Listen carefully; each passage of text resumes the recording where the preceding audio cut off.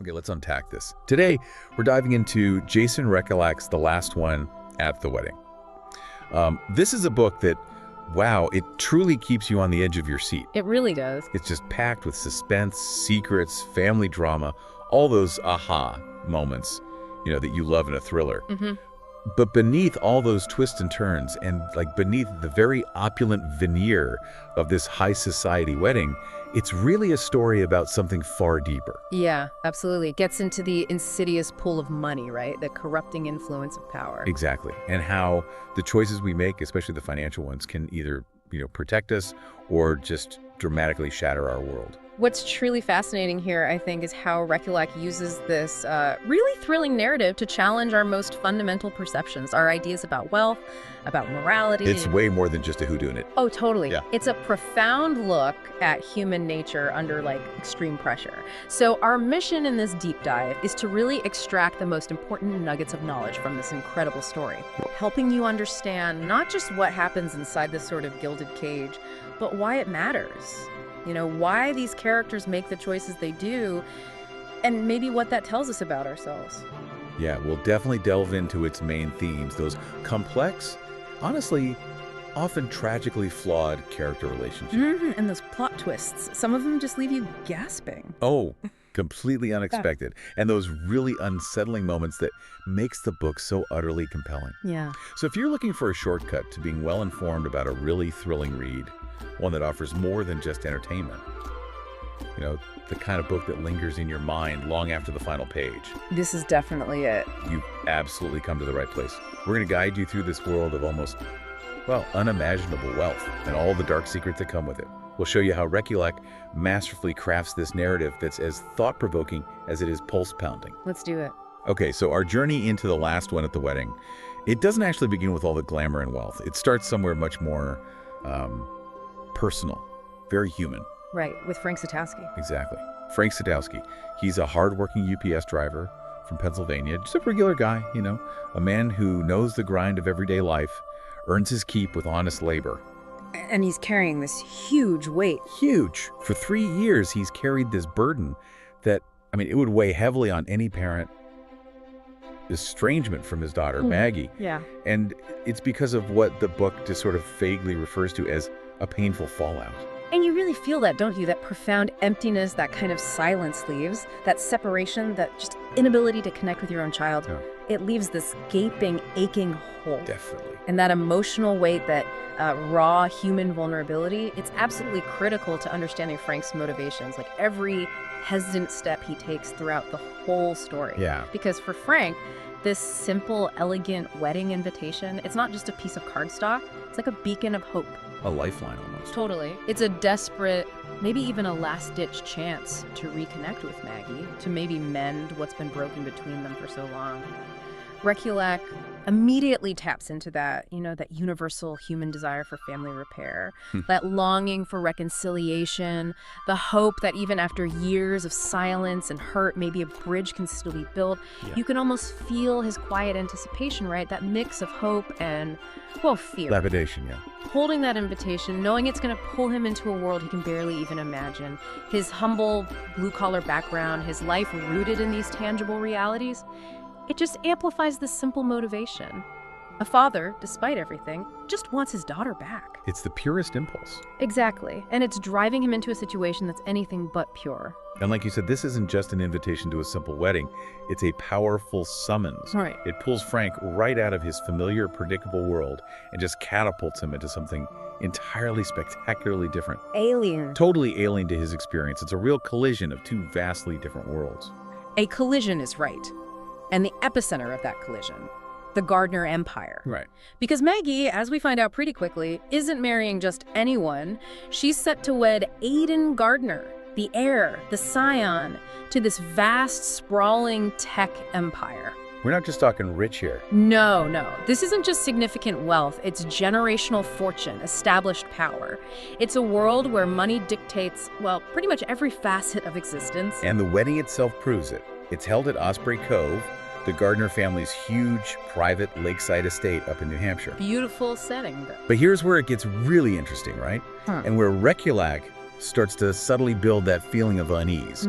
Frank, our grounded guy, immediately feels like a total outsider. Completely out of his element. In a world that's just not his own. And it's such a stark contrast, almost visceral, compared to his sister Tammy's reaction. She's just starry-eyed, almost like a kid in a candy store. Yeah, she's completely taken in by it.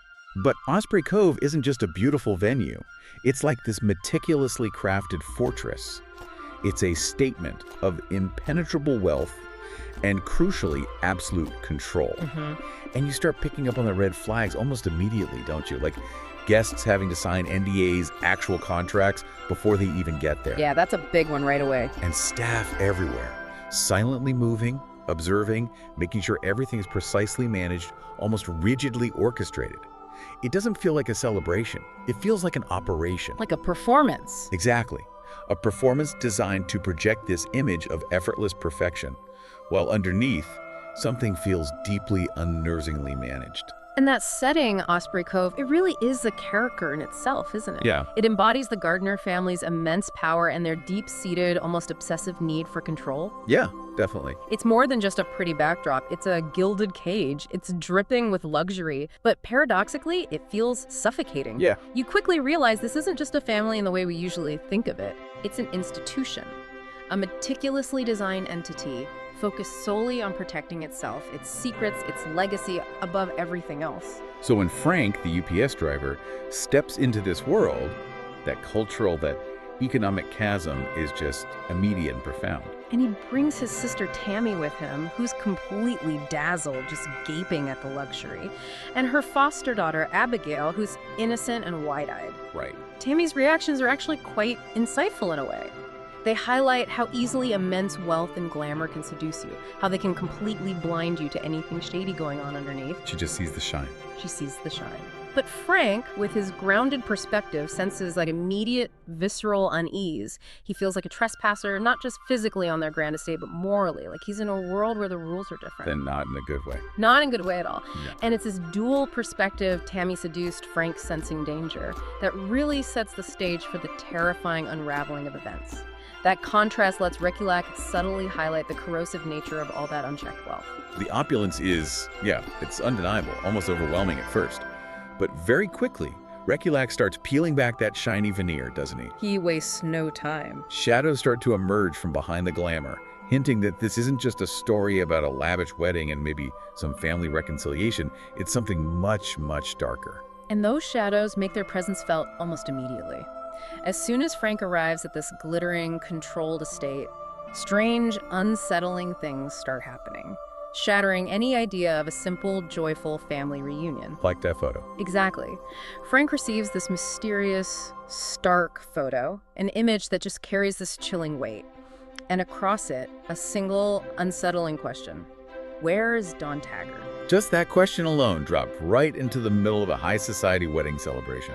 It's designed to make your skin crawl. Instantly raises the stakes, signals something is deeply, profoundly wrong here. And it's not just a cryptic message, is it? That question immediately injects this profound sense of dread. Because Dawn Taggart, as Frank quickly learns through, hushed whispers and local gossip. She's a local woman. Yeah, a young local woman who recently went missing. Her disappearance is this disturbing shadow hanging over the whole town, this otherwise idyllic New Hampshire town. And what's crucial is how Rekulak uses that photo, arriving unexplained, to immediately link the Gardners, this seemingly perfect family with all their polished wealth, to something really sinister in the local area. Right, it connects them directly. It's not just some random incident. There are immediate whispers, this palpable undercurrent of resentment towards the Gardners and the community. Locals see them not as generous neighbors, but as these wealthy outsiders who routinely use their immense money and influence to buy silence, to exert control. Suggesting this isn't the first time something shady has happened. Exactly. It's just a chilling pattern of behavior. It immediately establishes that the Gardners' power extends far beyond their fancy gates, hinting at a much darker side to their wealth and influence, even before the full, horrifying truth starts to unravel. It gives you this sense that the family itself is sort of a law unto itself. Yeah. The missing person mystery isn't just a subplot, it's the first real crack in the Gardner facade. It connects the seemingly untouchable family directly to the ordinary people, to a local tragedy, And it immediately suggests a history of manipulation, of cover-ups. So Rekulak uses this initial mystery to plant those seeds of doubt. Masterfully, making us question everything we see and hear at Osprey Cove. It forces Frank, and us along with him, to look beyond the surface glamour and start digging for the uncomfortable truths hidden beneath. It shifts the whole tone. Absolutely. It transforms what could have been just a family drama into something bordering on a psychological thriller, setting the stage perfectly for what's coming next. And the mystery of Dawn Taggart, as unsettling as it is, really is just the beginning, isn't it? The wedding weekend, which held so much promise for Frank, it soon spirals into outright tragedy. Proving this event is anything but ordinary. The tension just ramps up dramatically. The tension escalates, reaching this fever pitch when the weekend takes a truly horrific, irreversible turn. A wedding guest is found dead in the lake. Oh my God. This isn't just a strange occurrence anymore. This is a full-blown crisis, an undeniable breach of the carefully controlled perfection of Osprey Cove. Yeah, control is gone. Totally gone. This event immediately transforms the story from that tense family drama with a disturbing missing person subplot into a visceral, high-stakes thriller. It just shatters any remaining illusions of a fairy tale wedding, replacing them with stark terror and urgent questions. Absolutely. The stakes for Frank, for the Gardners, and for us, the listeners, become incredibly high almost instantly. You're suddenly questioning everything you thought you knew. Right. Was it an accident? A tragic mishap during the party? Or was it something far more deliberate, something sinister? And how does this sudden, violent death connect to Dawn Taggart's disappearance, which was already hanging over everything like this dark cloud? And maybe the most chilling question: who else might be involved? Involved in this rapidly unfolding web of secrets, lies, and now potentially murder. Rekulak uses this moment to just accelerate the narrative exponentially, pulling Frank and us right alongside him deeper into the dark, murky heart of the Gardner family's world. A world where wealth and power seem to shield them from consequences, but clearly not from profound human tragedy, and certainly not from the gnawing fear of exposure. Yeah. The brilliance here is that this death doesn't just raise questions about who did it, but what kind of world are these characters even living in, where a beautiful wedding can just become a crime scene. Makes you look at everyone differently. Immediately, you reevaluate every character, every gesture, every whispered conversation. That comfortable distance of just being a wedding guest, gone. Everyone at Osprey Cove is now implicated somehow. Everyone's under suspicion. And the narrative transforms from this external mystery to an internal, suffocating nightmare, especially for Frank. So with these increasingly dark, unsettling events unfolding, it becomes absolutely essential to understand the people caught in this tightening web. How each character reacts, their motivations, and maybe more importantly, how they evolve, how they change under this immense pressure. Exactly, because everyone here is being tested, right? Yeah. And not everyone is going to emerge with their morality intact. Not by a long shot. Definitely not. Let's start, as we probably should, with Frank Satowski, the reluctant investigator. Our entry point. Yeah. We've already established him as this humble, grounded father, initially driven by that desperate, aching desire for reconciliation with Maggie. He's an everyday man, rooted in his UPS route, his straightforward life, a pretty clear moral compass. Comes from a world where actions have consequences. You can't just easily sweep under an expensive rug. Right. And that grounding, that sense of ordinary decency, is what makes his evolution so compelling and, frankly, kind of admirable. He doesn't ask for it. No. He's unwillingly thrust into this role of a reluctant investigator. Pushed into a dangerous game he never wanted to play. He's no detective, he's a father. But his inherent sense of justice, his unwavering moral compass, and his deep love for his daughter compel him to confront this pervasive corruption that just oozes from the Gardner empire. It's not a hero's journey he chose. Not at all.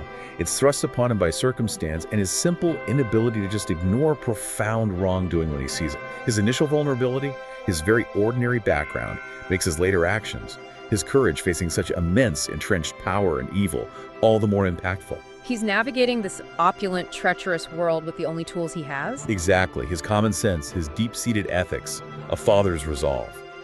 Contrasting so sharply with the morally bankrupt people surrounding him. Rekulak uses Frank to show us that even facing overwhelming power, a single honest person can make a difference, even if that difference comes at a terrible personal cost. Then there's Maggie Satowski, Frank's estranged daughter. And at first, just like Frank, you really want to believe she's just a daughter longing for that reconciliation. That maybe her invitation was a genuine olive branch, a signal of healing.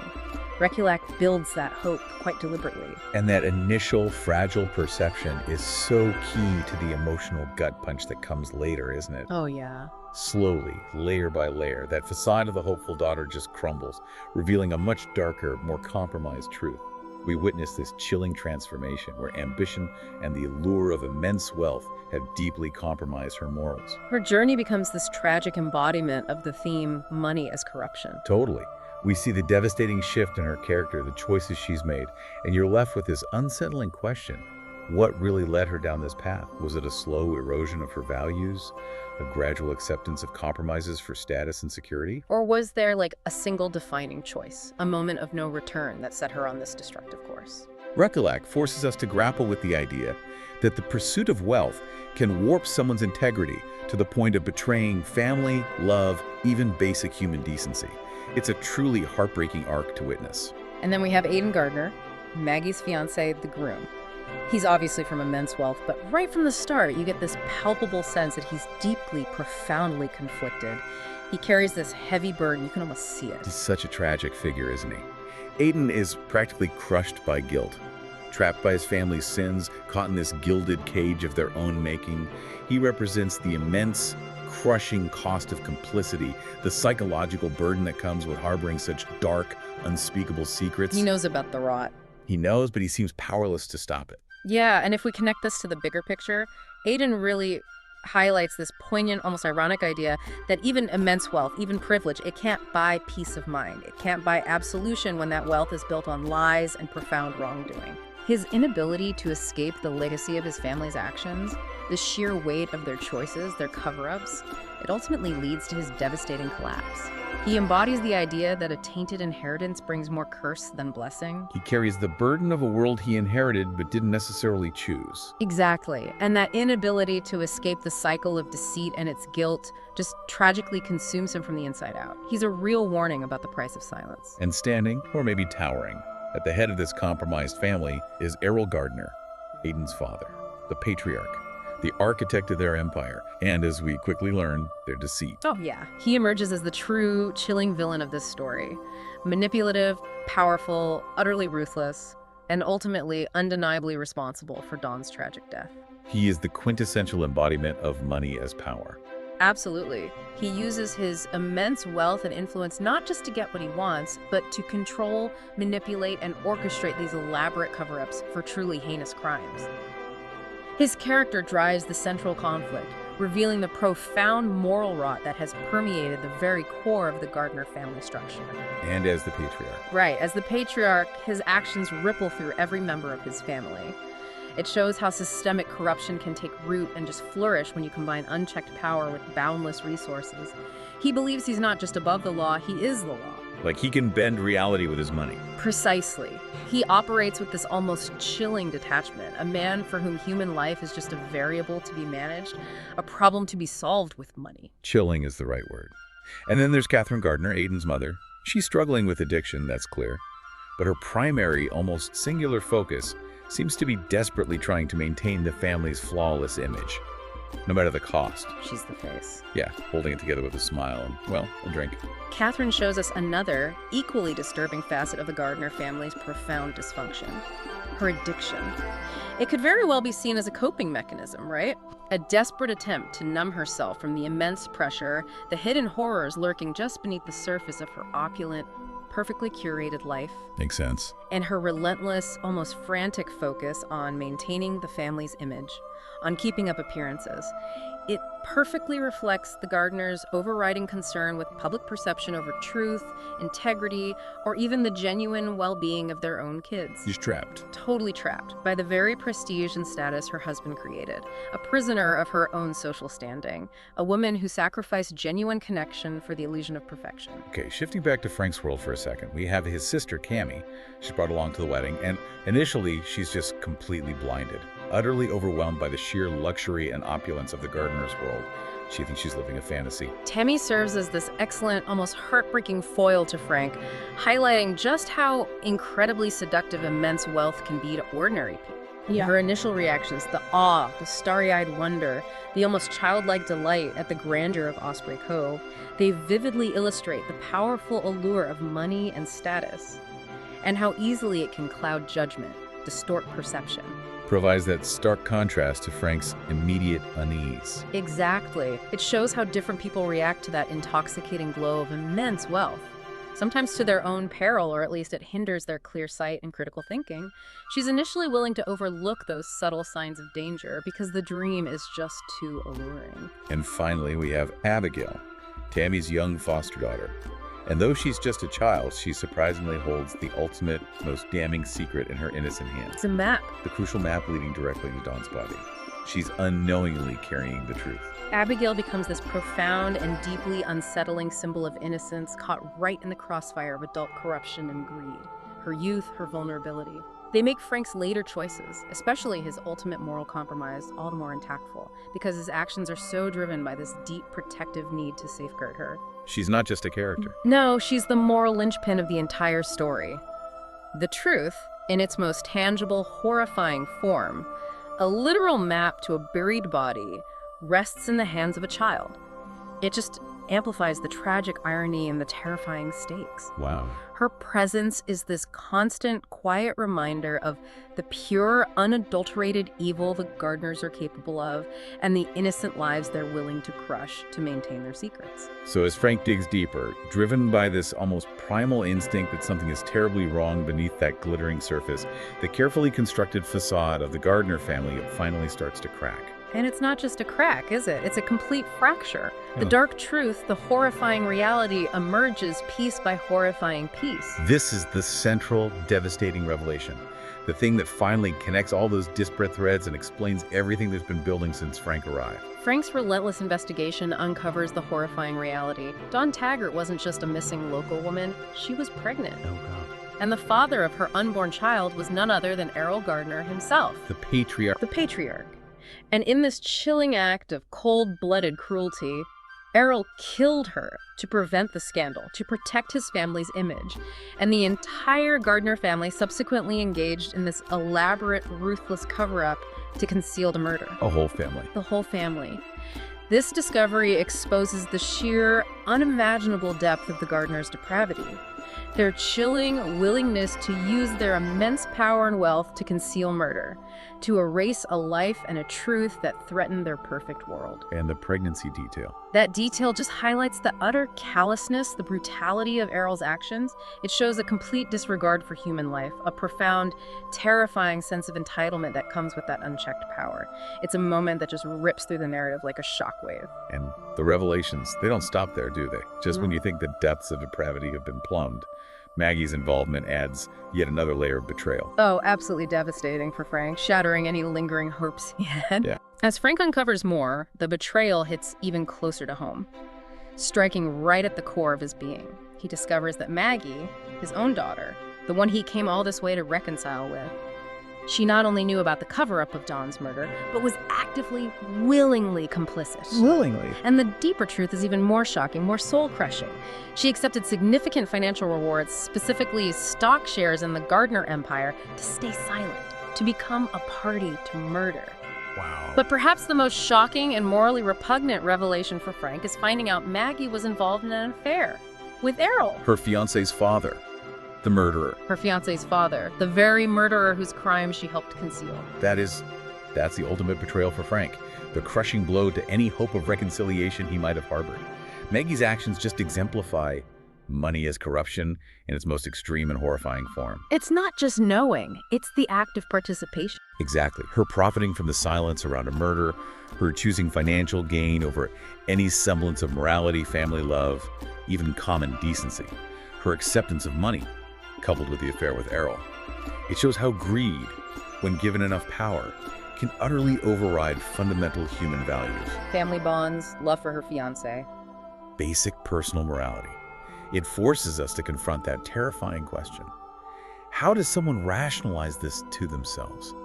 How do you live with such profound moral compromise, such active participation in evil? Rekulak paints this chilling picture of how the relentless pursuit of wealth and status can lead someone down a path of unspeakable darkness, where even the most sacred relationships are sacrificed at the altar of financial gain. It's a truly chilling descent. And the consequences of these deep-seated secrets, these profound betrayals, they are swift and brutally unforgiving, aren't they? Oh yeah, the sheer weight of the family's sins, the accumulated guilt and lies, it proves too much for some. Aiden's world utterly collapses, and Maggie, well, she's brought to a form of justice in her own way. Aiden's suicide. It just tragically underscores the destructive, suffocating power of unaddressed guilt and complicity.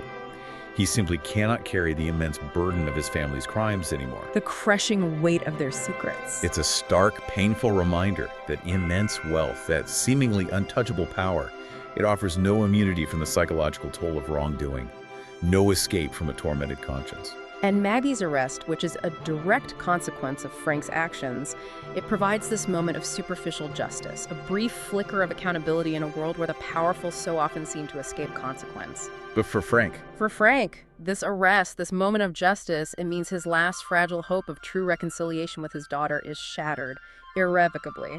The daughter he desperately sought to reconnect with is now lost to him in an entirely different, perhaps even more devastating way. he brought her to justice, but he lost her forever. Yeah. And with the main culprit seemingly dealt with, at least in some capacity, the story brings Frank to his most profound and agonizing moral dilemma. It's a choice that will haunt him and challenge every notion of justice and morality for us, the reader. In the end, Frank is forced to make this harrowing, impossible choice, one that truly defines the moral core of the entire novel. He has Abigail's map, this meticulous, undeniable piece of evidence detailing the exact location of Dawn's body. The smoking gun. Absolutely. The definitive proof that could bring full, unequivocal justice against the Gardners, rip apart their carefully constructed world of impunity. But instead of turning it over, instead of seeking that ultimate justice, he makes a different decision. He trades it. He trades that map, that irrefutable truth, to secure Abigail's safety, effectively keeping the Gardners' most heinous secrets buried. And this raises such an important question, doesn't it? One that really resonates at the core of human experience. Frank's decision, it's not black and white. It forces us to confront the messy, agonizing realities of survival, love, compromise. This is the absolute crux of the novel's moral challenge. Frank, the good man, the honest UPS driver, the father driven by justice. He ultimately chooses protection over justice. He knows exactly what that map represents. He understands the immense implications of withholding it. The ethical implications are enormous. Was it the right choice? Rekulak frames it not as simple good versus evil, but as this deeply human, almost primal dilemma. Right. It exemplifies money as survival, where an honest man is forced into this painful, transactional choice trading, this powerful, tangible piece of evidence for the intangible, precarious safety of a child he's come to deeply care for. It's a choice made not for personal gain, not for greed. No, it's out of this profound, agonizing love and an overwhelming need to protect the innocent from a world that has proven itself utterly ruthless. The map itself is such a powerful symbol here, tangible truth exchanged for the priceless yet fragile safety of a child. It forces us to ask, what would you sacrifice? What moral line would you cross to save someone you love, even if it means compromising your deepest principles? It's a question that echoes long after the final page. So this deep dive into the last one at the wedding, it really boils down to three core themes that intertwine throughout the whole narrative, shaping every character's actions, every plot twist. Money as power, money as corruption, and money as survival. Exactly. These are the shifting sands of morality upon which Rekulak constructs this entire unsettling story. And these themes aren't just labels, are they? They are the fundamental forces at play, driving every character's destiny and revealing that dark underbelly of immense wealth. Let's start with money as power, controlling the narrative. The Gardners, with their seemingly limitless wealth, they are absolute masters at this, using their resources to control every single aspect of their world, buy silence, manipulate people, systems. With chilling efficiency. And Rekulak's brilliance isn't just in showing their power, but in making it feel suffocatingly real.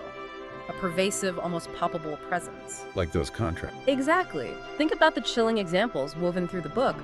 Those legally binding contracts guests were forced to sign, effectively creating a legal barrier to speaking out before a word of truth could even be uttered. And the staff. The ubiquitous staff at Osprey Cove, acting as both silent servants and watchful enforcers, ensuring no detail escapes the family's control, no unwanted information surfaces, the palpable local resentment we talked about earlier, those whispers about how the Gardners just buy their way out of trouble. It highlights how their money lets them operate above conventional justice. Like their own private legal system. Almost. Their ability to orchestrate that extensive, years-long cover-up of Dawn's murder and then maintain that silence through fear and influence, it demonstrates the sheer scale and reach of their power. Their wealth doesn't just grant them luxury, it grants them a different standard of accountability, allowing them to shape reality to fit their needs, regardless of the truth. Makes you think about the real world. Definitely. How often this dynamic plays out, where immense, unchecked wealth often grants a very different level of impunity, allowing people to operate in a kind of moral vacuum. Okay, then we have money is corruption, the erosion of integrity. Maggie's story, as we just discussed, is the most poignant and truly heartbreaking example of this. Sacrificing her integrity, her family bonds, her sense of right and wrong, all for financial gain. Accepting those stock shares, becoming actively complicit in horrific acts. This theme, money is corruption, it cuts right to the core of human nature, doesn't it? Exploring how greed, when given enough power and left unchecked, can utterly overshadow fundamental human values like love, family ties, loyalty, basic honesty. Maggie's descent isn't sudden. No, it's a chilling, gradual erosion of her integrity, where each financial reward, those stock shares, the promise of security, acts like a binding contract, pulling her further from her initial self, making her complicit in the most grotesque way. Her active involvement, the affair. Her active involvement in the cover-up, accepting money, and especially that affair with Errol, it all highlights the devastating depth of her moral compromise.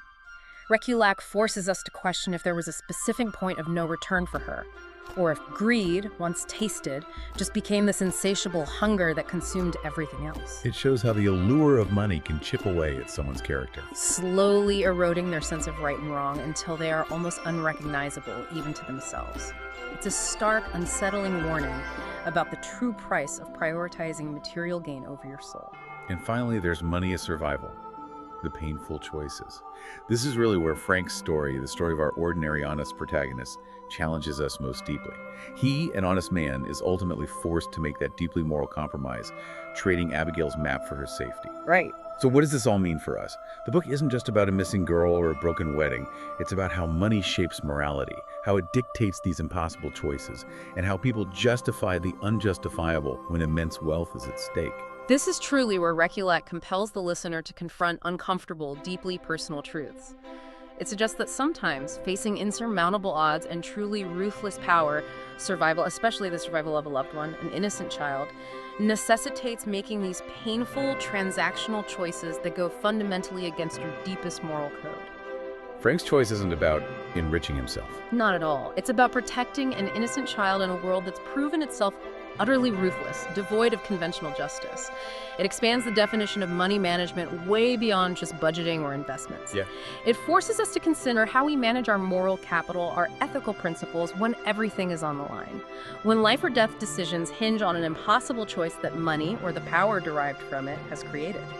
These three facets of money, as power, as corruption, and as a tool for survival, they intertwine throughout the narrative, creating this complex, suffocating web where every character's choices, their destinies, their very souls, are profoundly influenced by their relationship to wealth and the immense power it wields.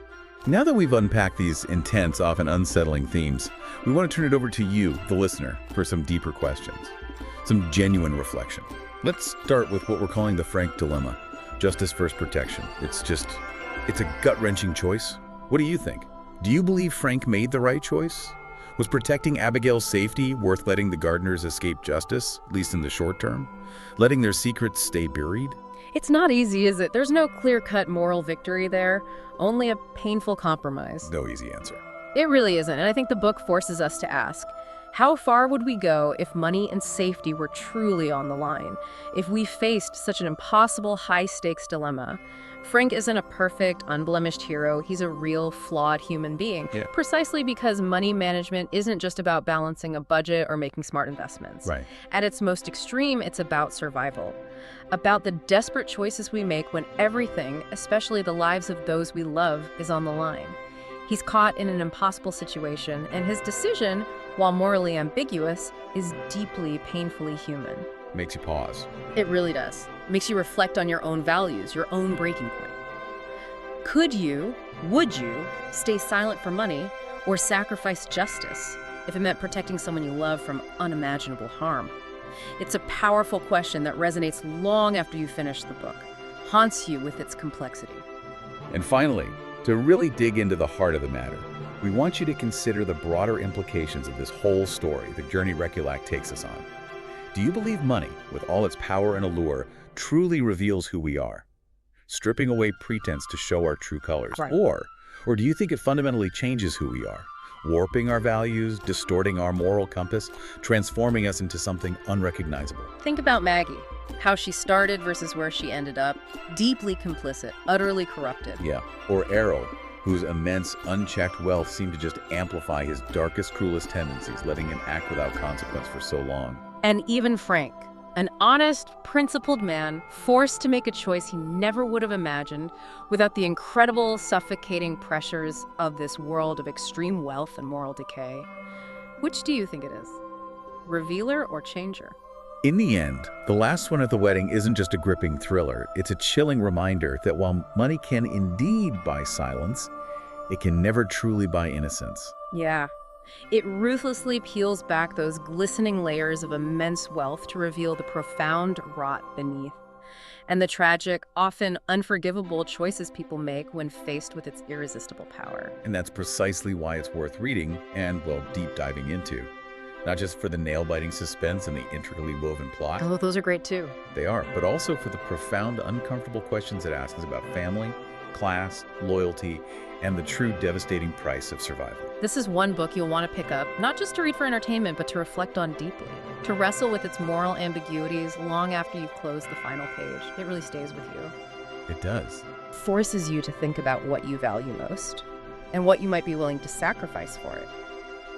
So, as you go about your day, maybe seeing those subtle reflections of wealth and power around you, consider this. In a world where silence can be bought and sold, where truth is often just a commodity, this is the one truth, the one principle you would never compromise, no matter the cost, no matter the pressure, no matter the personal sacrifice.